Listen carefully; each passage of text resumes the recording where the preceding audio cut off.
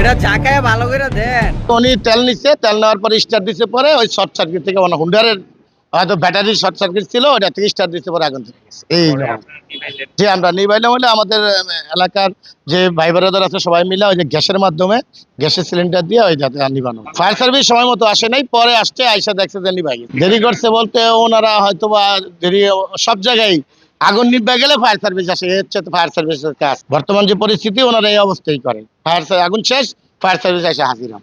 Bike যেটা আগুন লাগছিল ওটা আগুন নিভানো হয়েছে। এসে এইমাত্র দেখলাম একটা মোটর সাইকেলে আগুন লাগছে। তো পরবর্তী ফায়ার সার্ভিসের সদস্য এবং সাধারণ মানুষ মিলে আগুন নিয়ন্ত্রণে রাখছে। আর তেলের বিষয়ে যেটা বলছেন, সকালে একবার আসতে পাই নাই, কালকে 3বার আসতে পাই নাই, এখন আসছি দেখি পাই কিনা।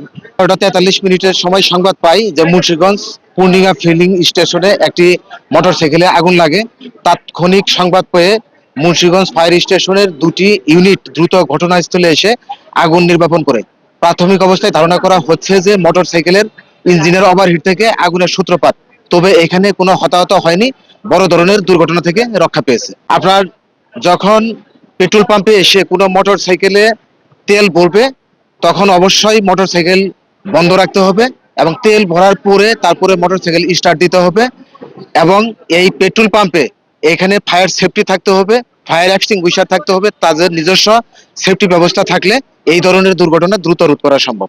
ওনারা একটা অভিযোগ করতেছে যে ফোন দেওয়ার পরে ফায়ার সার্ভিস তাড়াতাড়ি আসে। এই বিষয়টা কি? আপনারা জানেন যে ফায়ার সার্ভিস কোনোভাবেই দেরি করে না, কারণ ফায়ার সার্ভিস সংবাদ পাওয়ার 30 সেকেন্ডের ভিতরে স্টেশন থেকে বের হয়।